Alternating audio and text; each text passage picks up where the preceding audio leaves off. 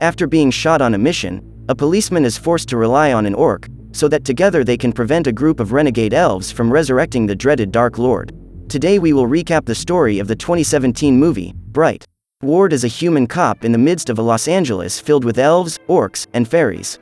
On one of his missions, he is surprised by a gangster in an armed attack, while his partner, Jacoby, was distracted at the food stalls. The next day, the policeman wakes up well, and while having coffee with his wife, is surprised by a fairy who is pestering the surroundings of the neighborhood. The man then goes outside with a broom in order to scare the animal away. While his neighbors jeer at him, the policeman tries tirelessly to hit the animal, until he used the broomsticks to smash the poor animal against the ground. The other day, the two friends take a shortcut to work through the elven city, in which there are only rich and snobbish beings. In the police station locker room, the cops pick on Ward because they believe the orc is a danger to the other coworkers, since because of Jacoby's lack of attention, his partner ended up being shot. After they are assigned to work together again, Ward tells his partner to wait in the car, and in the meantime, the man asks the officer to switch doubles, but the woman refuses because no one wants to work with either of them. While passing through the corridor, Jacoby hears several insults from other policemen, after they stick a piece of paper on his back without the orc noticing. Through the streets of the city, the two partners face a gang before arriving at the scene. After arriving on the scene, they witness other officers beating up orcs while the family pleads for mercy. Before they face the job, Ward needs to know if his partner is really a cop and will save him when the time comes to face his own kind, so Jacoby confirms his loyalty. The two of them eventually move on to another incident, in which there is a beggar with a sword shouting in the middle of the street. The man then points his weapon at Jacoby, and reports that the Dark Lord will return to control the orcs. Without wasting any time, the policemen advance on the man, pointing their guns and demanding that he kneel down, so Jacoby handcuffs the man. Before he leaves, Ward collects the rusty sword and the local sheriff warns him to watch out for the Fogteeth gang, who are causing chaos in the town. During the journey, the prisoner begins to feel ill inside the car, and then begins to speak in the language of the elves. He mentions something about a shield of light and states that the prophecy has chosen Ward, indicating that the man next to him is blessed. The policeman doesn't understand anything, but Jacoby, who understands some of the language, says that the man is talking nonsense. After that, the IA staff shows up to ask Ward questions, recalling that the day he was shot, Jacoby chased the culprit into an alley. Then the bandit managed to escape in a mysterious way, because the ladder was too high for him to reach by himself, suggesting that the policeman help the bandit reach it. After telling his side of the story, the men demand that Ward get Jacoby to confess to the crime. However, the policeman refuses, but the officers begin to threaten his job, so the man eventually agrees.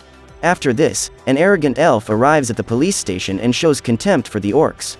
However, Jacoby suspects that the individual is a federal agent and is there because of him. Inside the car, Ward tries to get his partner to confess, after telling him that his daughter always speaks the truth after doing wrong. However, the policeman's plan fails, as the orc confesses that he is aware that something bad happened at the police station before his departure. Meanwhile, the Magic Task Force officers interrogate the beggar in an attempt to find out how long he has been involved with the Shield of Light, but he remains silent. At this point, the interrogator gets angry and uses physical force to push the man's head against the table, revealing a symbol that was hidden under the hair on the back of his neck. Although the big man gets irritated, the elf keeps his cool and approaches the man, asking if he has any knowledge about the Inferni. This group is made up of renegade elves who are intent on resurrecting the Dark Lord through the union of 3 magic wands. Next, the officers show a picture of Layla, a Bright who is the leader of the Inferni. The Bright can touch a magic wand without causing an explosion, so they can use magic. The Magic Task Force needs to capture the leader of the revolution. To do this, they are tracking down Tika, an elf who is being pursued by the Inferni. However, the man ignores the officials and continues to warn of the Dark Lord's arrival. He then mentions that the monster was trapped by magic long ago, and it is now the responsibility of the Shield of Light to confront it. In one of their missions, the two policemen arrive at a place that appears to be abandoned, but they notice the presence of a scout. After exiting the vehicle, the companions are shot at, but quickly hide behind a car. They then fire simultaneously to neutralize their opponent. While the enemy is reloading his weapon, the agents take the opportunity to fire at full force.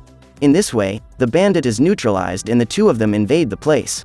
After climbing the stairs, the policemen find a place totally destroyed and full of blood in some rooms. When they reach the end, they find a completely burned body, guns, and bombs. After that, a trail of blood catches the men's attention, leading them to the shooter they took down moments earlier. Further along, they come across another burning body, and soon after, they spot a woman with her hands up, pinned to the wall by colored roots emerging from her body. Ward acts quickly, calling for reinforcements from his coworkers. Suddenly, a noise coming from another room draws the attention of the policemen. They spot a girl and run after her through the corridors. The girl crosses the devastated site with ease, slipping under tables and deftly jumping through windows. When she gets outside, the girl jumps off a car, causing Ward to crash into the vehicle, but with the help of his friend, the two manage to capture her. However, she uses a powerful weapon that causes an explosion in the nearest car, so the policemen move away from her. Meanwhile, two men watch them and call for reinforcements from their companions. After approaching the girl, they realize that the weapon she is holding is actually a magic wand. Suddenly, the girl begins to speak the language of the elves, asking men for protection, for both she and the wand are being hunted. When the reinforcement team arrives, one of the policemen is tempted by the wand, for its power is able to fulfill any wish. Then, ignoring Ward's warnings about the danger of using the magical object, the man puts on a glove and keeps the wand to himself. Outside, Jacoby talks to the girl and discovers that her name is Tika. However, she desperately wants to leave the place before her pursuers find her. Meanwhile, the police team pressures Ward to allow them to eliminate the orc right there, threatening to do something to his daughter if he refuses. Soon after, the policeman confronts Jacoby and finally questions whether he allowed the criminal to escape when Ward was shot. However, the argument escalates and the man ends up pointing his gun at his orc partner. Inside the house, the policemen confess that they don't intend to let anyone leave that crime scene alive. Jacoby then goes on to tell the true story of that fateful day. In fact, he did let the orc get away, because during the chase he lost sight of the real criminal and found an innocent young man in the alley, whom he differentiated from the shooter by the smell. However, if the authorities witnessed the young man at the scene, they would not believe the policeman and would end up eliminating an innocent man. Soon after, the reinforcement team comes out from inside the house, questioning whether Ward has completed his task. Instinctively, the man realizes that they intend to eliminate everyone and acts quickly, turning and hitting them one by one with his gun. After finishing everyone off, it is now Jacoby who is suspicious of his colleague, pointing a gun at the man.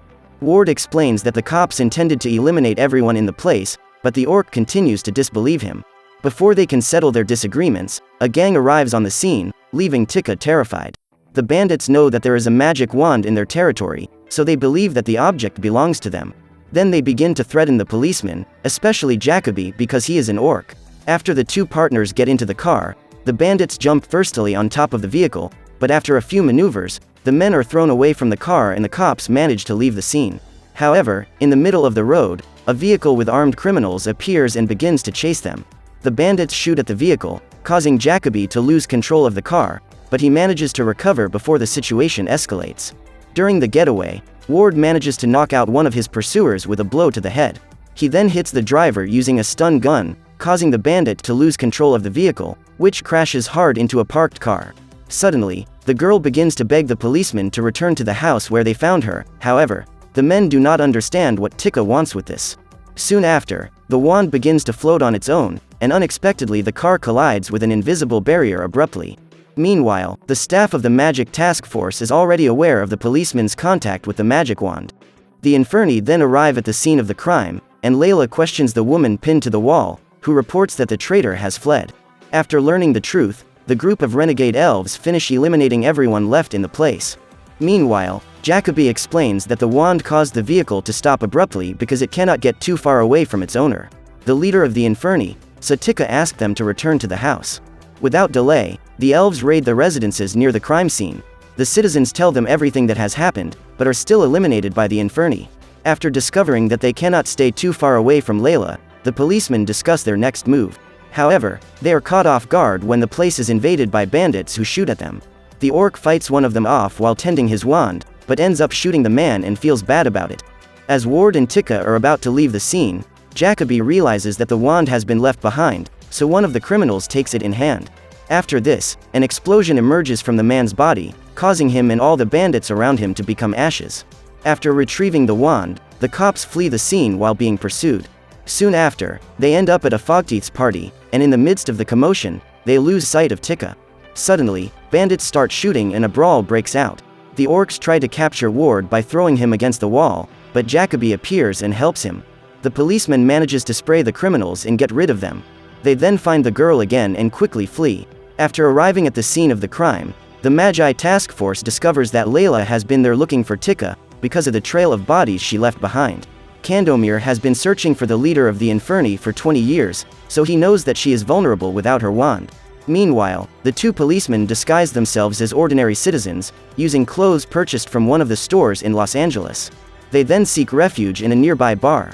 Suddenly, men burst in shooting and demand that Ward hand over his wand, but Jacoby does not agree. As a result, the two decide to start a gunfight, even after Tikka warns them that something bad is coming. Before the two begin shooting, the bandits are surprised by the Inferni. The elves attack everyone with their claws, causing the men's blood to fly through the air. All of the gang are eliminated by the Inferni's skillful weapons and claws. Meanwhile, the policemen take the opportunity to flee and other armed officers break in, but are quickly eliminated by the elves. After tending to his injuries, Ward calls the sheriff for help, but the man appears pointing his gun at the three of them. Jacoby shows Rodriguez his wand, which prompts him to call Candomir, who demands to know their location. While they are talking, the Inferni try to trace the call, and after obtaining the location, they cut the telephone network wire, causing the signal to drop. Next, Ward is forced to handcuff his partner, and soon after Rodriguez arrests him as well. However, before the task force arrives, the sheriff is suddenly shot. Without delay, the three of them hide in the establishment. But the cops are still bound by their handcuffs, and fortunately, Tikka has managed to steal the key to release them. Even after Ward's warning, an armed citizen remains beside the window of the establishment, so he ends up being shot when the Inferni arrive, breaking everything. Amidst the chaos, a car violently storms into the store, dragging Jacoby, who cannot move in time to avoid the impact. After losing his gun, Ward is nearly shot when he tries to retrieve it. Suddenly, Tikka appears jumping over the rack. She grabs the gun and throws it at the policeman, and then throws a gallon at the elf's head, preventing her from shooting any further. After this, the driver of the car begins to back up, dragging Ward behind the vehicle. However, Jacoby appears and throws a grill at the elf, drawing the enemy's attention, so he accelerates the car, causing the orc to be pressed against the wreckage. Before Layla starts shooting, Tikka deftly jumps over the vehicle holding her gun, but the elf calls the girl a traitor and throws her away. Now the woman shoots at Ward, who hides behind the shelves. Meanwhile, Jacoby runs away from the driver. The policeman has only one more bullet left, so he decides to shoot a flammable product on the shelves, which causes a chain explosion that hits his enemies. Finally, the three manage to flee the scene, leaving the establishment engulfed in flames. However, as they pass through an alley, they are ambushed by a gang of orcs who capture them. In the bandits' lair, the gang leader demands that they hand over the wand, but the policemen refuse to admit that they have it. After that, the orcs begin to attack the two with punches and kicks. Despite the situation, the comrades refuse to hand over the wand. This provokes the anger of the gang leader, who hits Jacoby with a knife and then strikes Ward on the head, causing his blood to spurt. Without success, the gang attacks the defenseless girl and searches her purse, but finds nothing inside. Before he delivers the final blow, the gangster's son recognizes Jacoby and is unable to eliminate him, since he was the teenager that the policeman let get away in the occurrence in which Ward was shot. In this way, the monster takes his son's gun and finishes the job, shooting Jacoby, who falls into the hole. Next, the bandit is ready to shoot Ward, who shows no fear.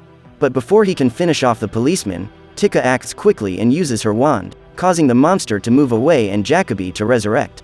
After this, the policeman carries Tikka on his lap and they flee the scene. In an alley, the girl tells him that the Inferni are seeking the return of the Dark Lord, and that she was once part of the group. Layla then sent a woman with a wand to eliminate the girl. However, Tikka managed to steal the magical object and now must protect it at all costs to prevent it from returning to its owner's hands. As she finishes telling the story, black scars begin to appear from the girl's chest, which will only return to normal through the shield of light, which is in the pool of the house where the policeman found her. After hearing the story, Jacoby believes that the three are in a prophecy, since the one who defeated the Dark Lord in the past was an orc. After convincing Ward, the trio returns to the house, where they find a trail of bodies of federal police officers. They then collect some weapons present in the place and Jacoby picks up a bomb, but they don't realize that there are two individuals hiding in the room. Thus, when they arrive at the pool, they encounter the Inferni performing some sort of ritual. Ward quickly shoots one of the evil elves, who is on the other side of the wall, but fails to hit him. As a result, his enemy advances on him and takes his weapon. Jacoby is also stopped, but the policeman manages to throw a weight over his opponent's head. Thus, the orc reacts by driving a stake through the elf's chest. After defeating one of them, Jacoby throws the woman out the window along with a bomb, and she hangs by her feet. Ward then detonates the explosive, eliminating one of the opponents. One of the goons escapes and lunges at the orc, attacking him. At that moment, Layla also appears, assaulting Tika and the policeman. The leader of the Inferni is very skilled, but Ward manages to tie her up after several attempts. Meanwhile, Jacoby finds a weapon and finishes off his opponent. Finally, Tika stands up, and while the policeman restrains Layla, the girl uses her wand and the orc wields a weapon to defeat the evil elf. As Ward takes Tika to the pool to recover, the elf resurfaces behind Jacoby. She quickly wraps a thread around the orc's neck and pushes him off the balcony, causing him to be trapped by the neck. The elf then goes down to the pool and steals the policeman's wand, using magic to defeat him.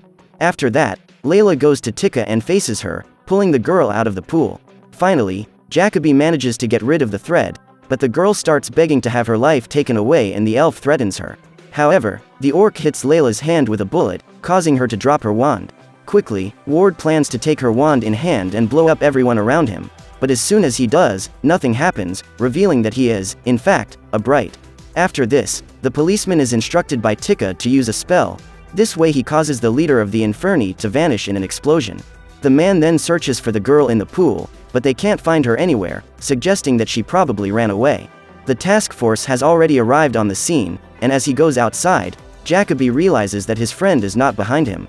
So the orc returns to the burning site and finds Ward lying in the wreckage. After leaving the place intact, Jacoby finds everyone watching his heroic act, including the gang of orcs who previously repudiated him, now accept him as an equal. In the hospital, Ward wakes up handcuffed with his partner by his side. Soon after, the men from the task force show up, so the cop summarizes all the events, but without mentioning the presence of magic or the wand. Afterwards, the two policemen receive medals for their acts of bravery, and as they look out into the crowd, they realize that Tika is alive watching the award ceremony. So what did you think of this movie? Leave it in the comments below. And if you liked the video, please like and subscribe for more movie recaps. See you next time.